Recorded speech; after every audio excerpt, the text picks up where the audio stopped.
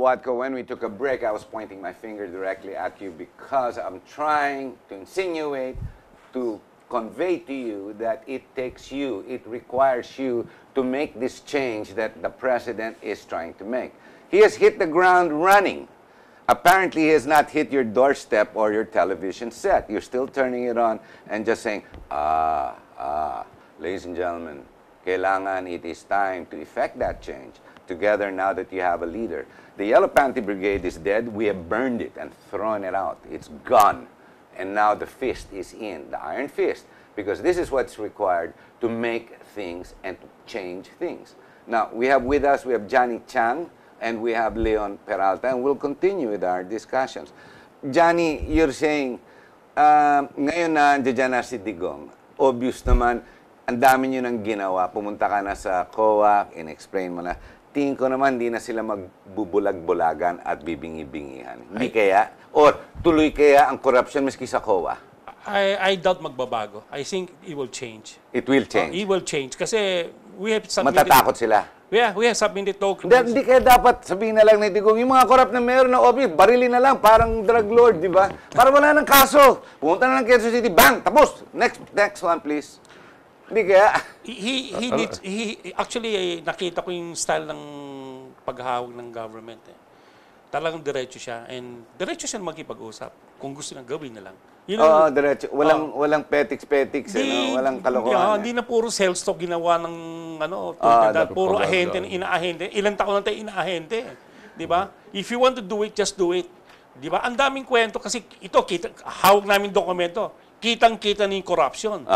Why do you need 400 million? Sabi mo walang kalaban in this election in Quezon City. No, and where did it go? Since pera ng taong bayan yan, di ba dapat ma-audit yan? Saan naman nagastos yan? Baka dahil alam nilang tatakbo si Digong, may kalaban siya, so they need 400 million.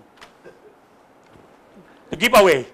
Yeah, but useless. Even sana lang man binigay nila. Is it even possible that they did not and kept it? It sounds more like I would keep it if I was him.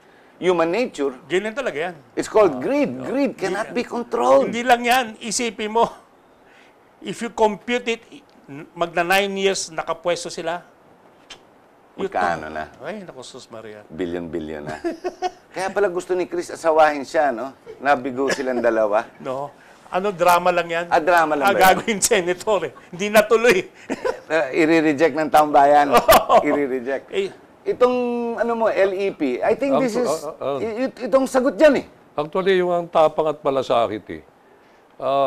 Nag-file kami ang Liga ng Eksplosibong Pagbabago, Quezon City Chapter, nag-file ng election offense. Ito yung... yan, against this. Not really. Yung tungkol doon sa nangyaring massive vote buying, alleged vote buying, alleged vote, talaga nakita nyo? May vote buying talaga? Alam mo, talaga meron yun. Kasi nasa kali ka eh. Mag-grassroots ka eh. Oo. Ito yung nangyari sa Moranto Stadium sometime during the campaign period na alleged vote buying. Ito yung may mga tinanggap na envelope na in-expose ng GMA 7. Nakita ko yan. Okay. Nabasa ko yan. Alam mo, bago mag-June 30, pinail namin to sa COMELEC versus Bistec et al. And the Liberal. Nahirapan kaming magkaroon ng mga witnesses. Yung talagang eyewitnesses na nakatanggap at nakasakay nga sila sa government vehicle through the barangay vehicles. Sila isinatel from and to and from Moranto. Pero magmula nung nanalo nga si President Duterte, maraming lumakas ang loob. Lumabas na? Lumabas ang 4 na witness. Kaya may witness kami na sinama namin sa complaint. Kaya nagsasabi nga sila, bakit ngayon lang? Sagot nga namin, walang witness ngayon lang may lumantad ng mga witnesses para maging matibay ang kaso. Pero alam mo, isa pang problema natin, the third branch of government. It only takes 200 years to resolve anything in the judiciary. Di ba? Patay ka na, diyan pa yung kaso. Alam mo, sa tingin ko, magbabago lahat from top to bottom, magbabago Pero kailangan talaga ang suporta ng taong bayan para magbago to. You're talking of a moral revolution of the Filipino. Is that even possible? Johnny, kaya ba? I mean, look, kung si Pacquiao, tumakbo na ng congressman, hindi sumipot, tumakbo na naman ng Senado, nagsinungaling na naman na he will work. Ito na naman, may fight na naman siya Oktubre. Absent na naman yan. I mean, meron pang pagbabago. Alam mo, hindi kita kayang sagutin eh. Because we struggle very hard. Oh, ikaw, napagpikon ka na eh. 1972 pa, di ba? 1972 when Marcos declared martial law. We fought very hard all the way. It's a one. Di ba? We talagang gumawa ng paraan. Maybe because may mga bagay kasi we don't, matigas ang ulo lang natin talaga. We keep on moving, no? Pero ang feeling kasi talaga, we need a leader like Digong. Oh, mukha nga. Kasi he's a doer eh. Yun ang kailangan natin eh. Kasi, totoo lang, marami naging aktivista na frustrate. Very frustrating mga kasama aktivista. They promise us, pero ibang ginagawa. OPM yan. O promise me yan eh. Yeah, all promise. O puro OPM yan eh. Sa nakikita na kay Duterte up to now, he's on the right track. We hope when we should pray. Well, I'm quite impressed by the gentleman, the man that he is, because to be able to stay and desire to live in his humble house, to not accept and actually push away and to decide against luxury and lavish food, di ba? I mean, sindak ako no? Naiiba eh. Yung nga lang, maraming warlords dyan, maraming oligarkiya dyan, maraming billionaires dyan, maraming magnanakaw dyan, who equally have their authority, like the mayor you're talking about. Imagine 400 million for someone who says that he declares he has no competition, di ba? Walang kalaban. Walang kalaban, and then gagastos ng ganyan. I mean, buti sana kung ginastos yan at binigay doon sa mga tao sa Quezon City, okay lang yun eh. Di 400 million, okay lang lumabas. Maski pa paano. Eh hindi, kung binulsa niya. Pero, we have created another monster who cannot control the fire that comes out of their mouth every time they talk. Parang ganun yan. And they will burn everybody they talk to.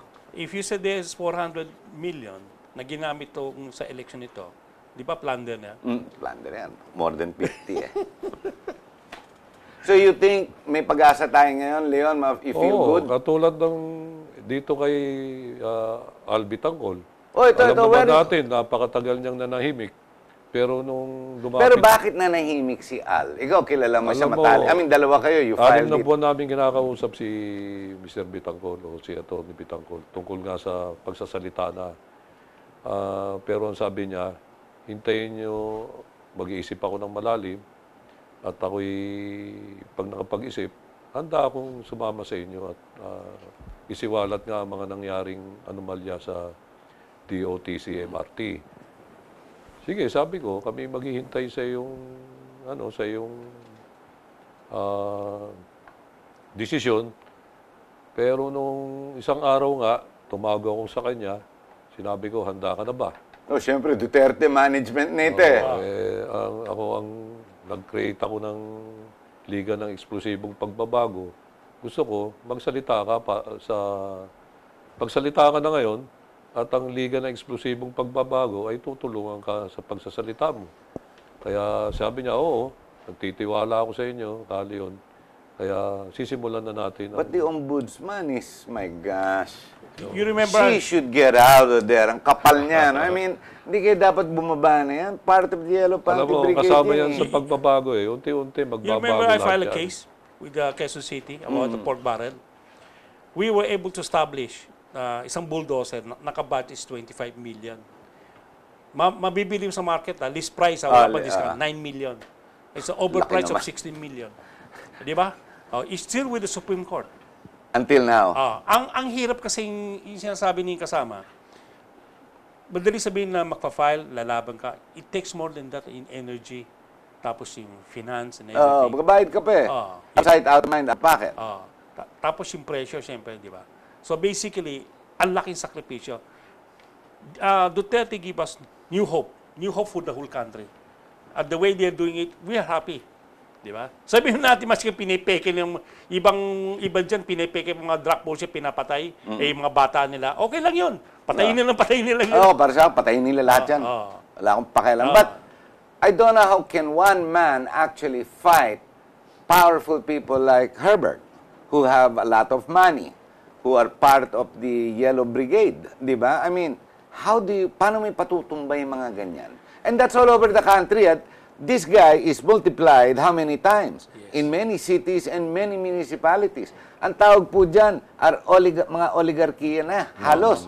Because they own everything already. Political warlords. Ayan, they're just as bad as the drug lords, if I'm not mistaken. Ang drugs, nagbebenta 1,000, ginisa. Ito, ang kinukuha na, billion.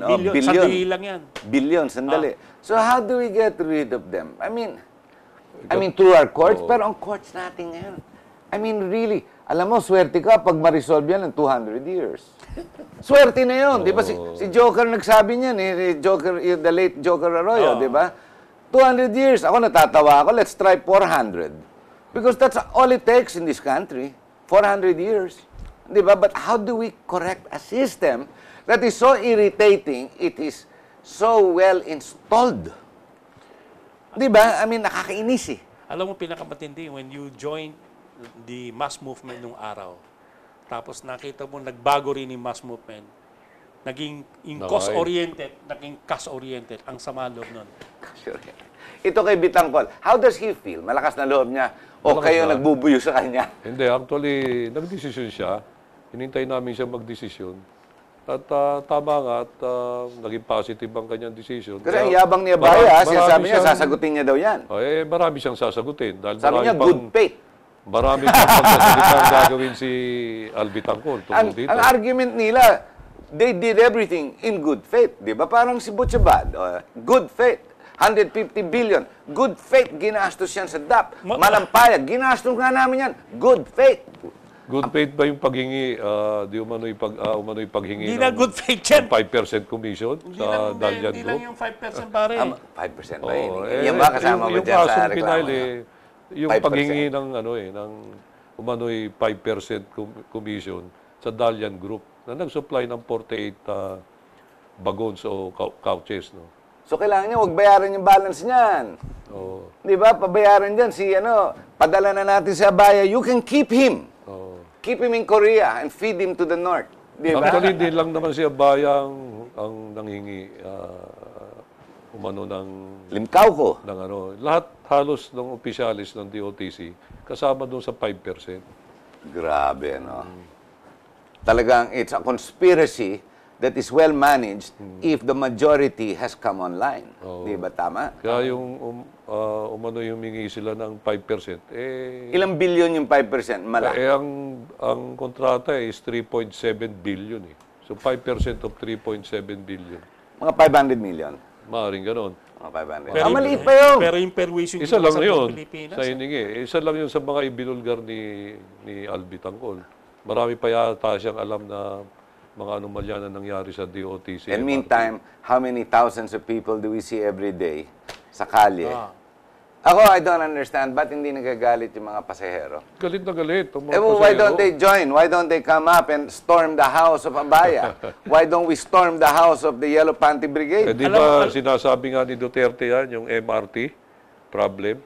Sabi niya, galit na galit siya sa nangyayari sa MRT dahil siya isang Pilipino. Hindi, tsaka ayaw niya, pumipila ang Pinoy. Oo. Ano tingin mo MRT? Katakot-takot ang pila niya. Kaya nga, sabi ko kay Albitangkol, sabi ko, isa ka sa alam ni... Maging bayani siya. Ni President Duterte na nakasama sa anomalya dyan. Kailangan linisin mo ang pangalan mo. At bago mo malinis siya, dapat pagsalita ka na ng tama. At yung nga, nung araw na yun, siya'y nagsalita sa pamamagitan ng Liga ng Eksplosibong Pagbabago at kaming ang dalawa ang nag-file ng reklamo sa Ombudsman. Duterte, in the elections, actually came out, I remember the last time you were here in GNN with me, you were saying that he raised the hand of Leon Peralta, correct? So he has taken an interest in Quezon City as well, Quezon City is the #1 major city in the whole Philippines. India. Diba? It's not the biggest, it's second to Davao based on size, but financially, number 1. So he's taken an interest. Tatlong beses siya nagpunta sa Quezon City. Tatlong beses ba? Oo, dalawa sa Novaliches. At okay siya, ha? Isa sa Amoranto Stadium. Yeah, Amoranto, that time. Napakaswerte nga niya. Yung ba yung nagbibigayin, yung nagbo-vote buying, the same time Iba you yun, were there? iba yun. Ibang In event another yun, event. oo, another event yun. Kaya ang Quezon City, malapit sa puso ni Presidente But isn't Duterte. Quezon City also the bailiwick of the Yellow Panty Brigade? Ando doon Totoo yung, yun. ano, Yan yung, ang kuta ng di ba kaya Puntong doon Dilaw. si BP, di ba, yung Boracay Mansion? Oo, nandun. Di ba, the guest house, siya yung, they put her up there. Oo. Oh my Yan God, ang mukhang kuta malaki, ng ano Puntong eh. Dilaw, Okay, Quezon City. we're at the end of the program. Leon, ano ang message mo, ending spiel mo para sa mga viewers natin? Ito. Saan ka? Ayan, dito. There you go. Okay. Katulad nga ng sinabi ni Presidente Duterte na ang pagbabago ay dapat magsimula sa ating mga Pilipino. Kailangan lagyan natin ng lakas ng loob ang ating sarili para kung may makita tayong mga anomalya o mga mali sa ating mga paligid, tayo na mismo ang gumawa ng paraan at sabihin ito sa mga may kapangyarihan para magkatulungan ang taong bayan at ang gobyerno. Kaya lang naman daw nagkakaroon ng malaking problema, ang taong bayan ay parang walang pakialam sa nangyayari sa kanyang paligid. Kaya sabi niya, yung change na sinasabi niya, hindi lang manggagaling sa kanya, kundi manggagaling din sa atin. Tulong-tulong tayo para baguhin ang ating gobyerno para sa kabutihan at kagalingan ng ating inang bayan. That's Leon Peralta. And now, Johnny Chang. This is the message to President Duterte. At malaking bagay na ikaw yung naging presidente ng Pilipinas and we have high hopes. We're still here, no? Marami ng senior. And because of the struggle, di ba? And there are things in life we want change and we are supporting your cause. Yun na lang pag-asa, wala na iba. After so many years, frustration yan eh. Di ba? We try everything. Some people even try revolution, everything, sinubukan na. Ikaw na yung last eh, huling baraha. Thank you very much. Ladies and gentlemen, it seems, if you notice the major broadsheets, nag-uumpisa na yung media, no? Bumibira na kay President Duterte. And you're only talking 3 days into his presidency, the 4th being today on this show. What I don't understand is how in-address na sila ni Duterte, diniretso na sila, sinabi ng foreign press, in frontiers, Sun Frontiers, i-ban nyo si Presidente Duterte. Alam mo, I don't understand. Channel 2 and Channel 7 are still going to Davao, trying to cover him. They know they can't get in. In-address na sila ni Duterte. Well, what I don't understand is so many people on the mainstream media or the bigger networks are still trying to force themselves in, and then now of the kind that we have not been getting, no? And our leaders have not been delivering, no? So this is a chance. This is a chance for maybe a new start. Okay, thank you very much, Boy. Okay, everything was said, no, very, very clearly by Rene already. Yun lang sana matanggal ang takot po ng taong bayan. Tanggalin ho nyo yung agam-agam ninyo. Yung pagmumura, kahit saan humura dito sa atin sa Pilipinas, sa bawat kanto, ang dami nagmumurang tao. Pero yung... Sa Amerika din eh. Maski tumatakbong presidente, kung magmura, ibang klase rin eh. But go Kaya ahead. nga sabi ko sana na tama si Rene, natanggalin lang yung mura, no, tingnan natin yung kinikilos niya. Pero may metamorphosis daw siya eh. July 1. But go ahead. But anyway, ang akin lang, isa pang sana gusto makita sana sa kanya, no, yung ano ay kinikilos na niya, no, outside of what he promised, no, outside of what he promised was dito sa foreign policy natin, yung foreign policy. Kaya sana mas malinaw na mai-deliver niya ito in the next 6 months, no, lalo na doon sa sagsagan ng ating claims sa South China Sea. Yan na lang ang iniintay ngayon. Mga negosyante, humanda kayo dahil magbayad kayo ng tamang buwis ninyo, kayong mga nakikinabang ng husto at ayaw nyo i-share yan sa mamamayan, kaya wag kayong daanin nyo sa takot dahil pinagdududahan ninyo yung intensyon. Wala akong intensyong masama si Duterte. Ladies and gentlemen, there you have it. Ako, my take on that is, well, the reverse. Bakit si Duterte ang kakatakutan nyo?